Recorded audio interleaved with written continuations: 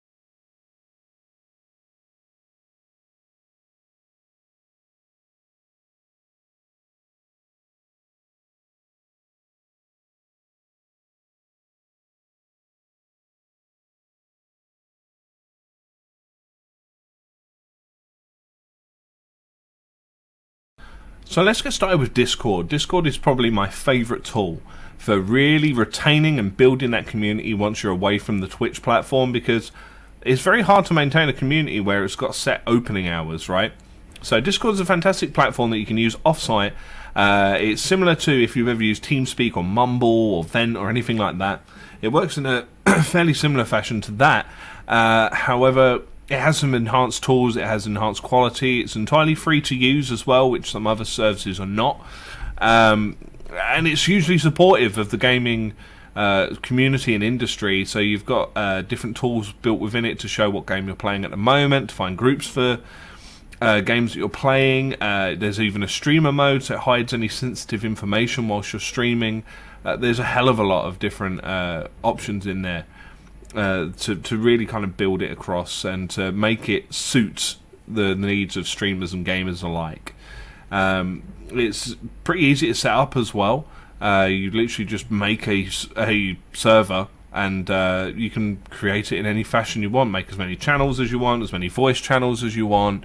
Set specific roles up so certain people can access certain levels. So for example, if you had like a mod channel for you and your mods to converse in as away from your general viewers and followers and so forth, you can do so, and that will be entirely private, and anything discussed there won't be seen by anyone else on the server, which is super useful. So some of the good uses that you can use for the server would be stuff like collecting clips together from your channel. So some really good moments that you've had, and that would be fantastic for perhaps creating a clip compilation later down the line. You've got everything all stored together in one place, and people will see those clips and have a look through a few of them and see what you're about a little bit more if they're new to the community. They'll be able to join in some of the in-jokes that are already well established within your community. It's really useful to have that there, you know. You can also post, obviously, notifications to say that you're going live, so people who don't necessarily use Twitter or Facebook or Snapchat, Instagram, or whatever social media service it is, they've got an additional method of finding out when you're going live. And it's a slightly more instantaneous method than, say, the emails that are sent out by Twitch when you go live as well. So again, yeah, just another way to prod people towards your channel, and you want to use as many methods as possible in order to do so. You can also provide a bit of extra value, I guess, as well, by providing a place for your followers to say, hey, I'm going live right now. Because then that gives them a reason to dip into your channel when they're doing stuff. Or dip into your server, rather, on Discord. And they can share their content, you can see what content they're doing, you can network with them, they can network with you, you can see the value proposition that provides. It's very important, though, to keep the conversation flowing on Discord, though. Just pop in with a couple of questions and bits and pieces here and there. Oh, how are you guys doing today? If you had to be one colour for the rest of your life, or just wear one colour on your shirt for the rest of your life, what colour would it be? Just really dumb little bits of conversation like that. Because nothing is more off-putting than being a new joiner to the Discord and going, oh, well, it's absolutely dead in here, like, there's no one talking, why am I here, you know? So I always find it's good to try and keep pushing the conversation forward with just little bits and pieces. Hey, have you seen this bit of gaming news recently? Much in the same way as you would on stream, but obviously less pressure to keep doing it ongoing. But you need to provide people with a reason to keep coming to your server rather than hanging out in someone else's, because me personally, I think I'm in at least 80 plus servers, quite possibly more. I've bumped my head on the 100 server cap a few times. So for me to come into your server out of one of the other 80 that I'm already in, I need to have a compelling reason to do so, right? So unless you're providing that reason, I'm probably just going to shuffle your server to the bottom of my list and not look into it very often at all. And if you keep developing your server and making it more popular and getting more people in there and making it more active, you can apply for partnership with Discord as well, which gets you stuff like, obviously, the keen-eyed amongst you may have noticed I've been wearing a Discord hoodie this entire time. So this is a really, really nice promotional hoodie.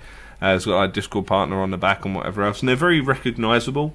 So if you go to events or whatever else, or even walking around out and about, I've been asked about this hoodie a few times. It gives you a chance to network with some new people.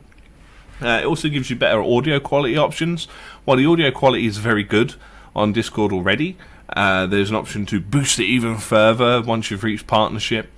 You also get a vanity URL, so instead of it being discord.gg/ blah blah blah blah blah random keyboard spam, you can have it as your brand name. So, you know, discord.gg / level up dojo, for example.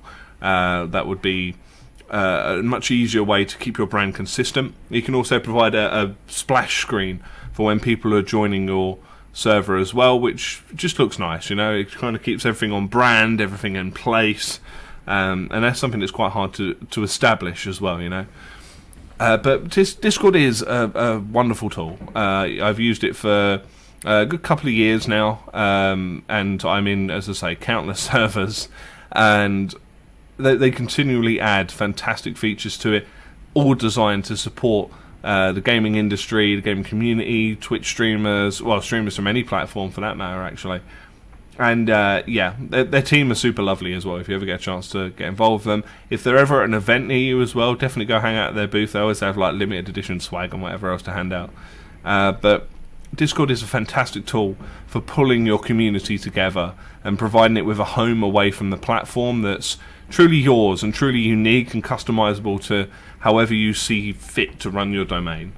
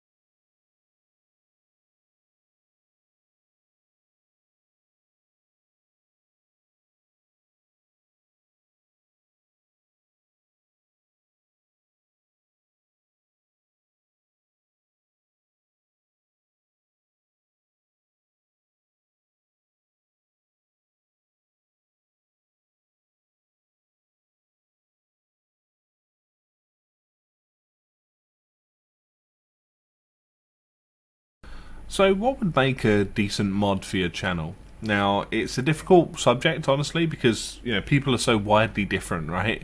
But mostly, people that make a good mod are people that turn up day after day after day, obviously following the rules that you've already set out. That would make a lot of sense, right? But mostly, they're people that display a sense of maturity that perhaps some of the other members of your chat don't. So their ability to agree to everything that you're going to be putting through, showing up time after time. That's mostly the time when you want to start considering them for a mod position, not necessarily definitely putting them in at that stage. I would say that you'd only really want to mod people as your need grows. So to start out with, you may only need one or two, and then further down the line, you can start expanding as your viewership grows. You don't want a chat full of like 100 mods and one viewer, because to a new viewer that actually looks quite intimidating. Because instead of the mod standing out for the fact that they're a mod, they stand out as the one person that's not already part of that inner circle, which is a little bit rough. And it can definitely scare some people off of hanging around in your chat. I've seen it happen quite a few times before. So you want them to enforce your rules, obviously, as you're hopefully already thinking about setting out. For the most part, I recommend implementing like a free strike rule. So for stuff that's like not super serious, it's just kind of annoying. It shouldn't really be there in the chat, but it's not like hugely offensive. You can typically just purge them to start off with, which is just a 1-second timeout, and then maybe extend that to like a 10-minute timeout if they carry on, before eventually resorting to a ban. That usually works quite well, and usually the initial purge is just enough. There are some additional tools that are provided by Better Twitch TV, which is extension I mentioned downloading a little while back. There's some extra moderation tools that are included with that can make purging and timing out a little bit easier. But that's usually the rule. Obviously, there's circumstances that are not necessarily worthwhile using the free strike rule with. You might want to just straight up ban people if they're coming in posting malicious links or heavily racist content, or really bigoted views or something like that. Then odds are you'll probably just want to get rid of those people straight away. And it does make a lot of sense to get rid of those people sooner rather than later, because obviously that creates an impression of what your chat is like and what your community is like, which doesn't necessarily link up to how it actually is. So clearing them out sooner rather than later is very important. But your mods should be well equipped to be able to deal with all of those things. Make sure they're educated on how you would like your chat to be run. Otherwise, they're not exactly going to be the most useful people to have around if they're not knowing exactly how you want things to be run. But yeah, that's about it really. Just make sure that you're not afraid to call them up if they're making a few mistakes here and there, and try to set them straight. I very much recommend having a separate area where you can discuss things with them as a team. So again, like we were talking about previously with Discord, setting up a separate section for your Discord for just mod chat. Very helpful if they're talking about, I don't know, a member that they're keeping an eye on or something like that. Very useful to have that available there. And yeah, just use a little bit of sense and think carefully before selecting someone for a mod position, because taking it away again can actually stop that person from coming back to your channel potentially. So make sure you only give them mod if it's both needed and they are truly acceptable and worthwhile putting into that position.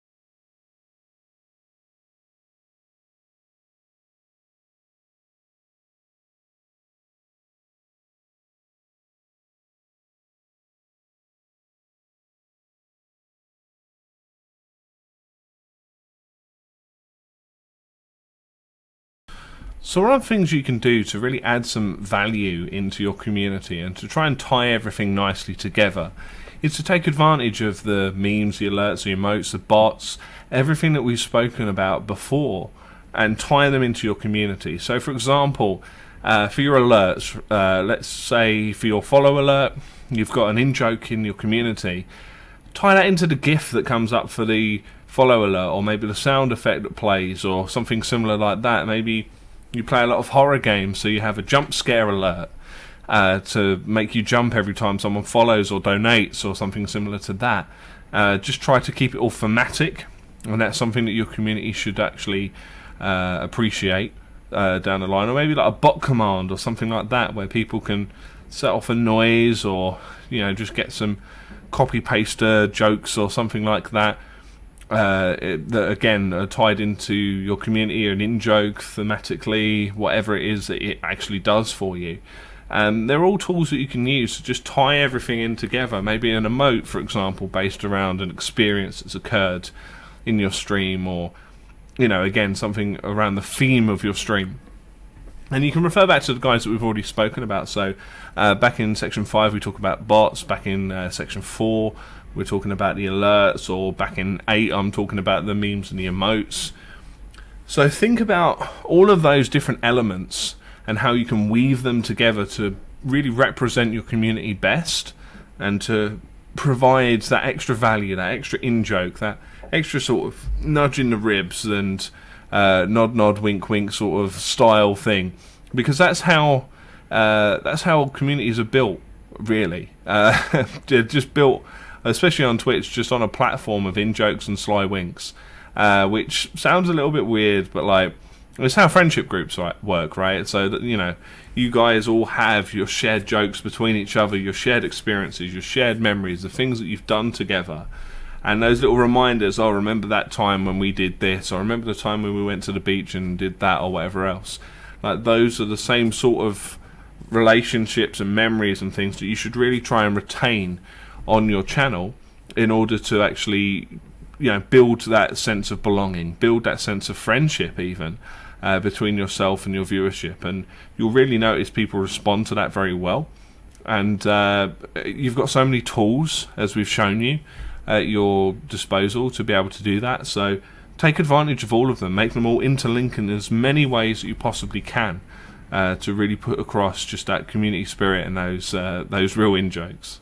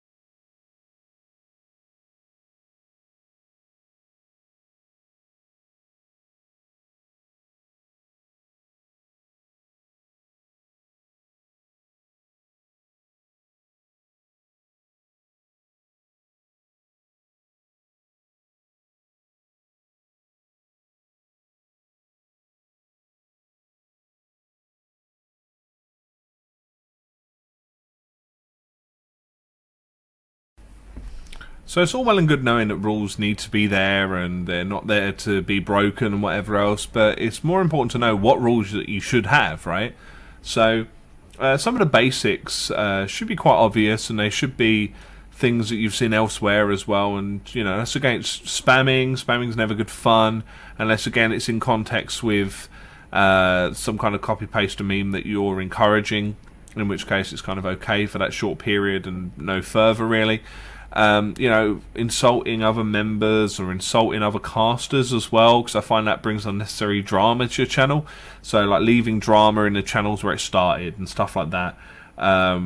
That's generally a good line to follow for a set of rules as well, because it's just not a pleasant thing to have going on. You may consider having links not allowed in your chat, or you may consider only allowing them for subs, because that infers that they're a little bit more trustworthy, because they've spent some money in order to get their sub put into place. They wouldn't necessarily want to have wasted that money, so presumably they can be trusted to post non-malicious links that don't need to be as closely checked. Some people just want to allow links all the time. I don't really mind. I always feel like they can be moderated and filtered out as you go along, but for bigger chats and channels pulling thousands and thousands and thousands of people, then maybe you've got the need to have no links at all. If you're in a smaller channel, you probably might just want to leave them on because it gives you more conversation pieces, but it's entirely down to you where you want to sit with that. And I think you should probably make that decision yourself to what you feel is most comfortable and what kind of mod coverage you have to be able to check those links. As well, you probably want to put in a rule about promotion, so people promoting themselves within your channel, because while it's a general faux pas and it's a thing that you shouldn't be doing across Twitch because it's generally pretty distasteful and no one really engages with it and it's just plain rude, honestly. But quite often people need the obvious pointed out to them as far as that's concerned, so it usually makes good sense to put that into your rule set as well, to say, look, just don't do it. The same way as like promoting other streamers that are live doing this as well, or live at that time, because again I find that quite rude. Whilst they're not promoting themselves, they're still going, oh, I see that you're playing this game and you're doing something, you're trying hard to be entertaining with this game and whatever else, but you should totally watch this other person instead.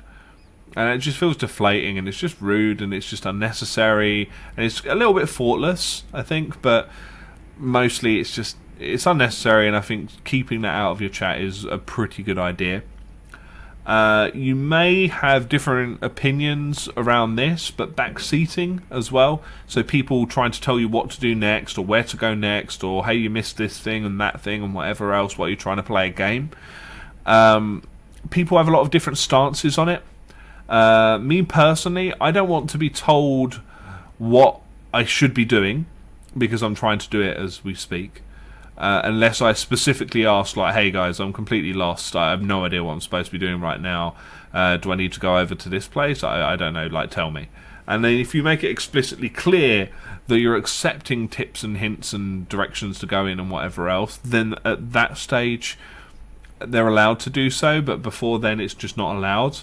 But some people do encourage a bit of backseating. Some people allow you to say, hey, look, you need to go back and get this, because if you don't get it now, you'll never be able to get it for the rest of your playthrough. And you can kind of see the logic that's applied to that. You don't want to miss out on any part of the experience of a game. But again, it's personal taste with that one. But I do highly encourage having some kind of backseating rule in there. Otherwise, your chat, especially for like certain games, like stuff like Dark Souls, tends to happen quite heavily with. If you're streaming like Undertale or something like that, that's a very sort of spoiler heavy game. So, it's worth having some rules in place for when you do play those titles that have the risk of either being spoiled or people just getting really, really aggressive with their backseating and really trying to tell you every step to make and every button to push.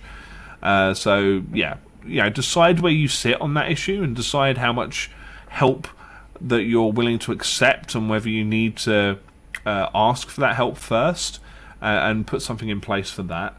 Definitely something I'd recommend there. And also make sure that the rules are visible, because it's all well and good having the rules, but unless people are aware of them, they aren't necessarily going to follow them. So always make sure you've got a panel in your bio that's filled up with all of the rules that you have operating in your channel at that particular point in time. So people can refer to them quite easily, or if people are not sure of anything, you can just point them straight to that and they can just take a quick look at them, and you don't have to sit there running through them all on stream, which is just, well, it's always going to be a little bit awkward. It would make sense to have them somewhere pretty visible and pretty prominent. Usually towards the top of the page is a good idea as well on that one. But other than that, make sure you sit down with your mods and see if there's any bits and pieces you've missed for your specific set of circumstances, because depending on your type of stream, there may be some like super specific rules that are relevant for your type of stream. Like, let's say for example, you are a speedrunner and you are speedrunning in a race against other people or something like that, and you really don't want to know how well the other person that you're racing against is doing, because it would put you off your game, then maybe you would want a specific rule guarding against that in your rules. There's always individual circumstances that really make a difference on that front. So yeah, make sure that you have a long think about it and complete the activity that's on this section as well, to start setting them out and putting them in place and seeing if you need to regulate them through the bot. A lot of bots have commands, especially for like spam, caps and symbols and excessive use of emotes, links as well. They're very good at filtering out, so it will automate a lot of the difficulty for you, and that can obviously be quite valuable, and you're not really going to have to worry about enforcing the rules, as the rules will automatically be enforced. But yeah, have a good long think about what is pertinent to your particular stream, and the rules should hopefully write themselves from there.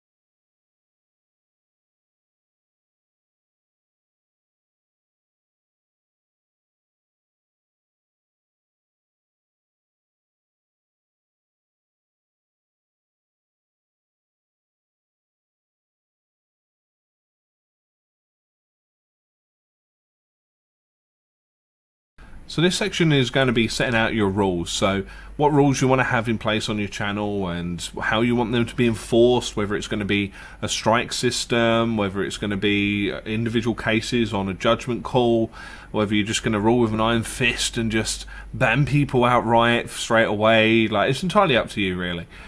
But you need to know how that's going to be enforced. You need to know how many strikes, if any, people will get, and make sure that's public information. And also, you need to look into whether you want to automate them with a bot, because potentially some of the weight can be taken off your hands with the modding situation, or off the hands of your mods. So think about some of the things that you really want to do, some of the things that you really find important for your rule set. Download the attached PDF and start setting out some rules now, so you can put them into place as soon as you're ready to.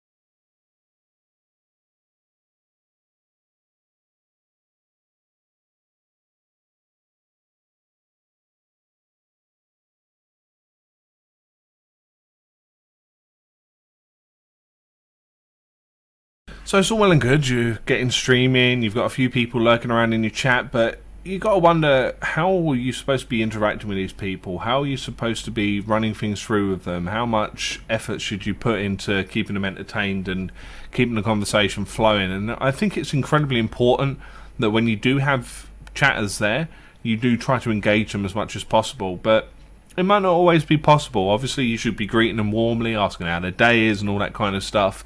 Letting them talk about whatever it is they want to talk about for that meanwhile. But then sometimes the conversation starts to run a little bit dry, which is why I always make a point of having an awareness of stuff that's going on, especially in the games industry at that point in time, to know whether there's anything exciting that I can just start talking about, and then people can jump in and start discussing with me and the pros and the cons of each individual situation. oh, this is a new character that's popped up in Overwatch, and oh, was it going to be a good addition? Is the tweaks to Hanzo going to really make a difference to his character and how he's played, and whether he's going to be more relevant in the meta or whatever else? I don't really have an interest in Overwatch, I'll be honest, it's just not my cup of tea. But it's something that I can discuss with people in chat and keep them engaged and keep them talking in the chat, because the more active your chat is, the more inviting your channel looks to the average person that's going to be dropping in there. So, make a point of just trying to keep a topic of conversation flowing, because the more people that are already chatting, the more people are going to want to chat as well. Now, you should always make sure that people are discussing topics that you're happy to be discussed. Some channels are not keen on politics being discussed in their channel, for example, because those discussions can get quite heated. It's typically a two-sided deal, like a conservative and a more liberal side, so there's usually quite a lot of heat generated when you start talking about politics. The same with some more slightly complex issues, like any of the slightly more taboo subjects on Twitch are a little bit concerning for some people to allow in their chat, so some people like to shy away from it, and there's nothing wrong with doing so, but you just need to make sure that whatever you're comfortable with, you're ensuring that your chat is sticking to. If people start bringing up a conversation about politics, you need to make sure that yourself or a mod is moving that conversation along. The best way of doing so, by the way, is something introduced to me by Spamfish. He still uses it to this day, to be perfectly honest, but you can stop more or less any conversation dead in its tracks by asking the entire chat what their favourite type of cake is. I've been using this for years myself as well, in Twitch chats, in Discord, on any kind of like IM group chat sort of scenario. You just ask what people's favourite type of cake is, and people want to tell you what their favourite type of cake is. Mine is a Millionaire's cheesecake, by the way. Google it. Trust me, you'll believe why. But anything you can do to just kind of move it along. It's always best to try and move the conversation along to another subject rather than just timing people out or banning them, because obviously that makes a little bit of a hostile environment, and you want to avoid that if at all possible. And when people are not entirely sure of what subject matter is acceptable, mistakes can happen on that side. And the other part that may create a little bit of pressure for you as a streamer is a lot of people come to Twitch as an escape from reality, as an escape from whatever life situation that they're in at that point in time. And they want to talk about, how crap their day's been, or what they're struggling with at that particular point in time. Maybe they've got issues with their mental health or their living situation or whatever it is. Now, a lot of people shy away from saying no in those situations. You aren't required to be their therapist. There are people that are better equipped and better suited to deal with those kind of situations. If you are willing and able to help them in any way, shape or form through just talking stuff through or whatever it is that you want to do, by all means do so. Obviously on the understanding that you're not an expert and so forth and whatever else. But never feel required to do so. Whilst some people may be going through some difficult times and different patches in their life, it's not your requirement to resolve those problems for them. You're just there to stream, you're there to entertain, you're there to create that escape from that whatever it is that people are going through at that point in time. And it's very, you feel a little guilty for turning them down in that situation, because obviously they're in a bad situation and it's kind of human nature to want to try and help them. But you shouldn't feel bad because it's not acceptable, it's not applicable to that particular situation, it's not appropriate for you to be dealing with that.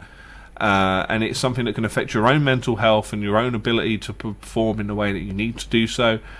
I'd strongly recommend perhaps having a list of resources that people are able to use to help themselves through various situations, or point them towards relevant bodies that are able to do so, which can be done through a whisper or DM by a mod, before you move away from the subject and move on to something else.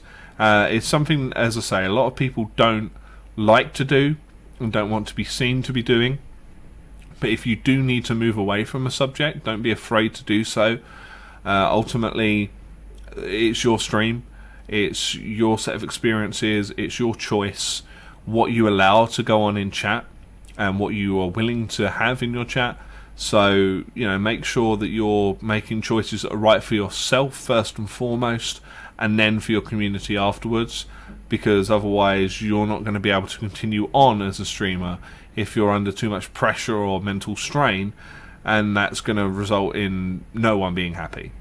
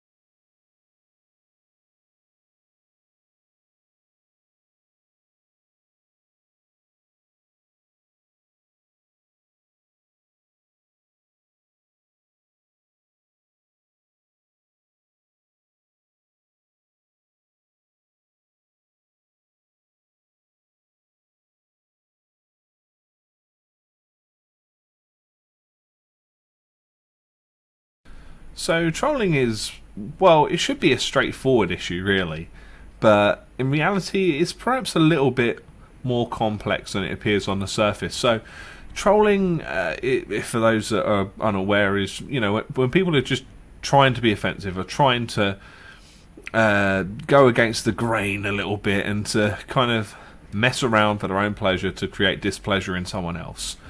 Now, there are kind of degrees of trolling. In my community, I certainly do have some trolls. I consider myself a little bit of a troll myself on occasion, to be perfectly honest. But it's generally done in a very light-hearted, jovial, jokey manner, okay? So it's a little bit different. We all kind of have our little ribs at each other, and we all kind of joke around, and we give each other a little bit of grief. And that's fine, and that's acceptable, as long as it's understandable that that's the context that it's within. Quite often it's not, especially when it's like a new member to the stream. Quite often, though, if the trolling occurs straight from the outset, it's meant maliciously, and it's meant in a negative way. Now, in those circumstances, you really should be taking a zero tolerance stance, because the more you allow it, the more it will grow, the more people would be attracted to interact in the same way. So, you'd be looking to try and ban them more or less straight away. And generally the best advice is to give them minimal attention. So don't make a huge song and dance about having banned them. Don't, draw unnecessary attention towards having banned them or removed them or timed them out or whatever it is that you've done. Just move along with your day, give them minimal attention, because a lot of them are just seeking attention. And, when you've made some kind of comment about it, or you've drawn attention to the fact that you've had to do something about them, they get spurred to create another account, or return to try and do it again, and that's only going to exacerbate the problem. Now, that can usually work. However, what I tend to prefer to do, and it's generally only if you're kind of well versed in how to deal with trolls that you should really try to do it, is you can kind of give them a bit of a comeback as they're heading out of the door in a really sort of sarcastic, dismissive kind of way. Like, oh, sweetheart, it was really sweet that you tried there. I mean, oh, you got so close to upsetting me, but you just missed. I'm so sorry.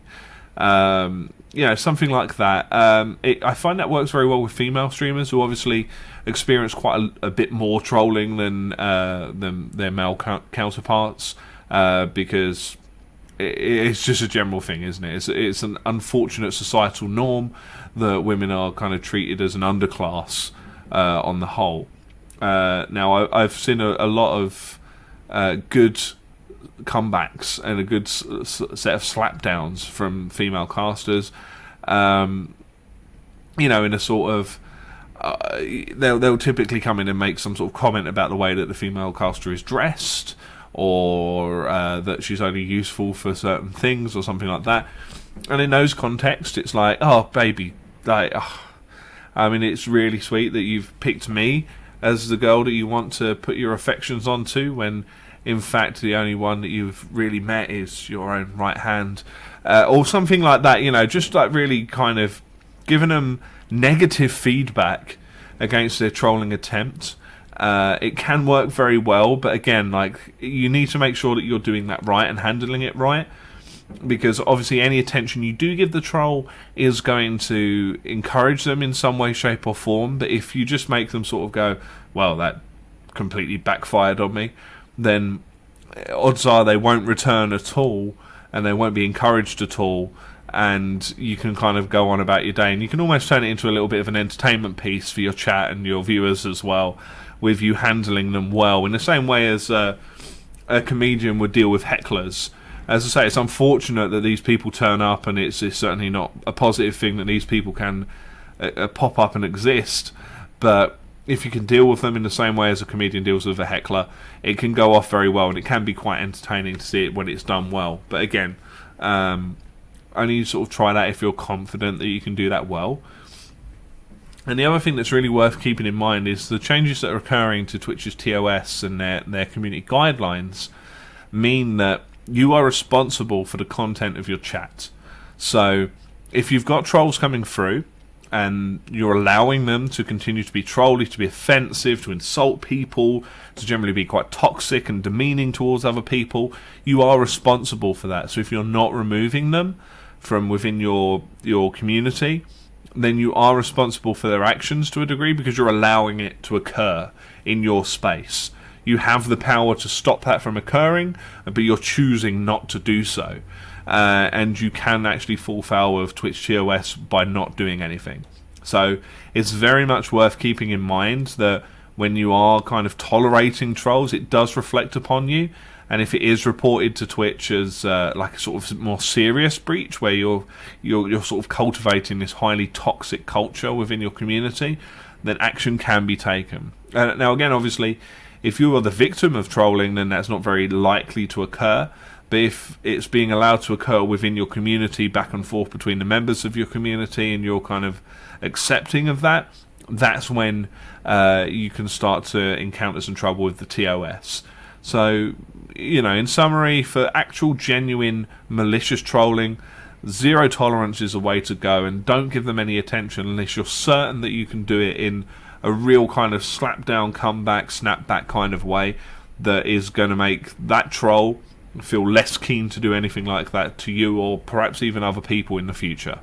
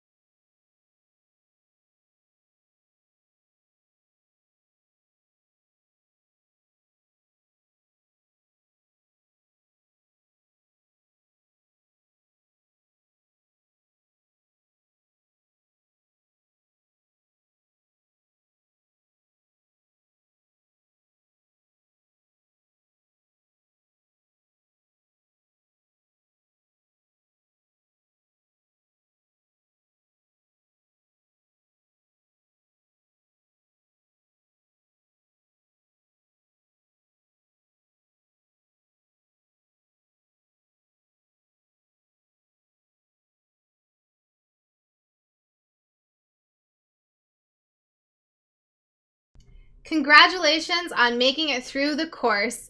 I hope you guys are all set to start out your streams and have an amazing time with streaming on Twitch.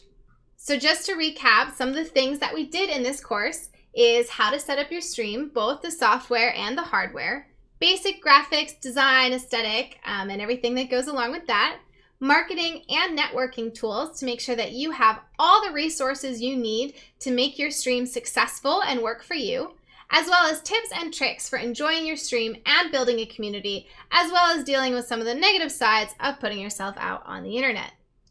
If you are looking for more ways, more lessons, more things that you can learn to help improve your stream and take it to the next level, the first that I would recommend is video editing. Being able to edit videos and create great products from your stream content or to supplement your stream content can be a really great way to cross-promote yourself as a personality and a content creator and an entertainer. And then also Photoshop and photography can be really nice as well for your social media presence and for making all of your graphics, your overlays, all of these things that go along with your stream.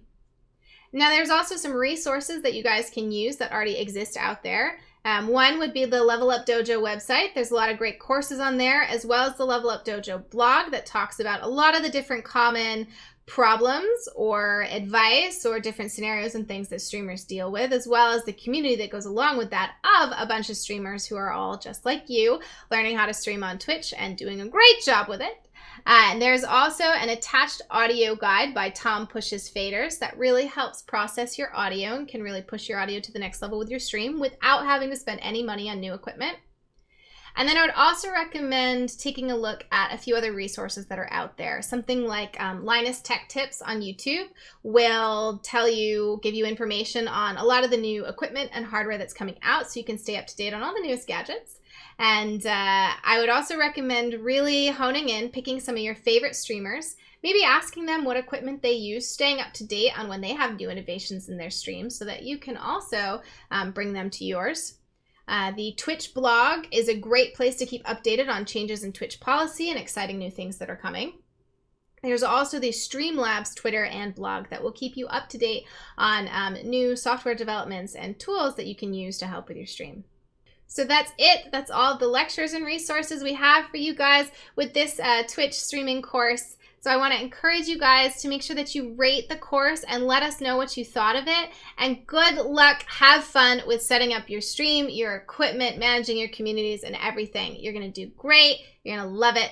Enjoy streaming.